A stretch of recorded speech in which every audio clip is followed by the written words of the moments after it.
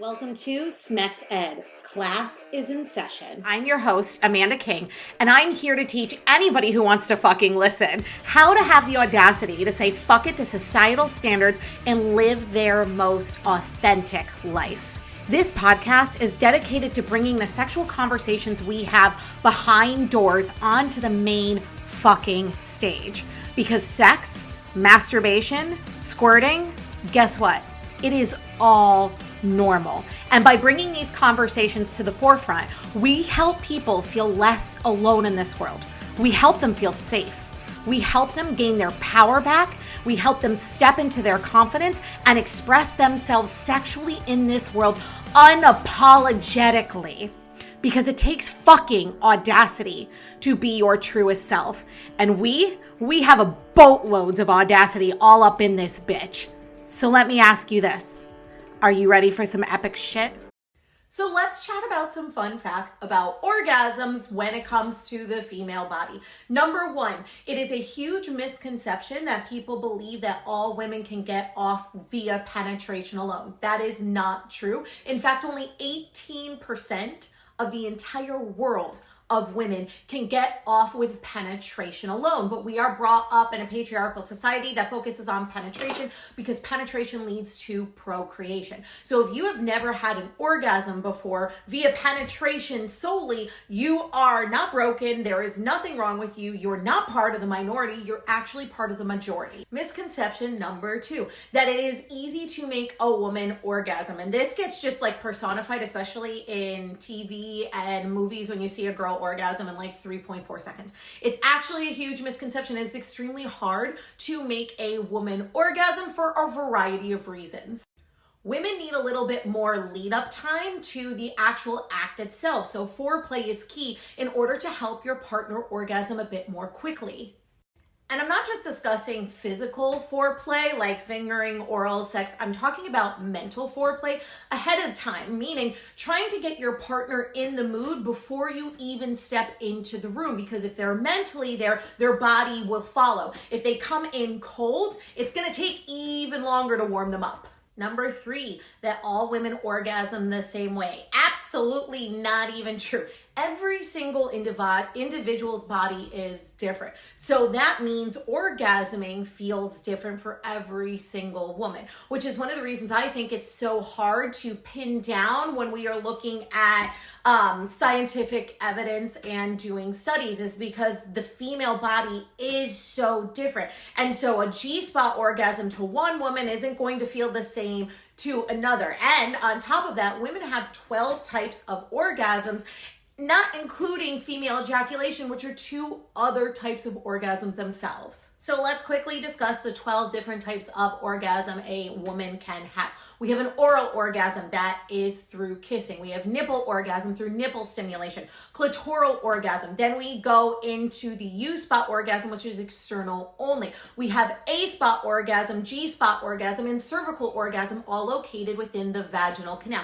You have an anal orgasm, you have a coregasm, you have blended orgasms, multiple orgasms, and sleep or mental orgasms. You also have female ejaculation, aka creaming, and female ejaculation, aka squirting.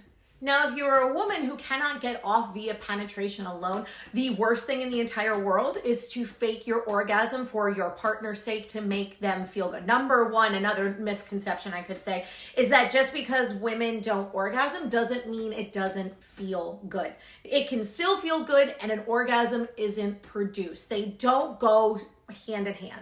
If you cannot get off via penetration alone, it is your job to say to your partner, hey, listen, penetration alone isn't going to work for me. I need some type of other stimulation, clitoral, anal, nipple, oral, whatever your cup of tea is. It's your job to communicate that to your partner.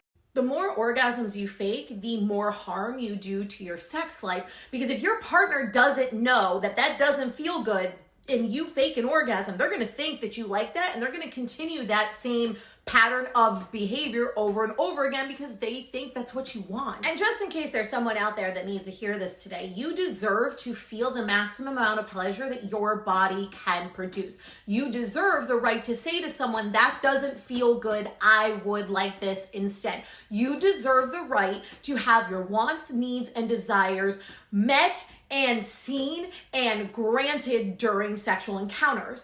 You have a right to make your pleasure as much as a priority as your partner's.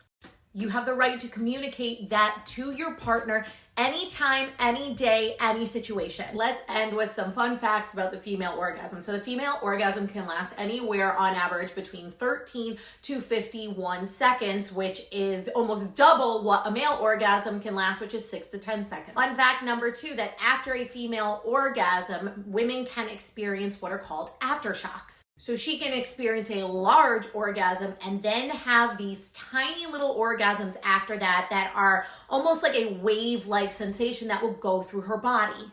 Each aftershock can last as few as a few seconds or as long as a minute plus. Fun fact number 3, women can have spontaneous orgasms.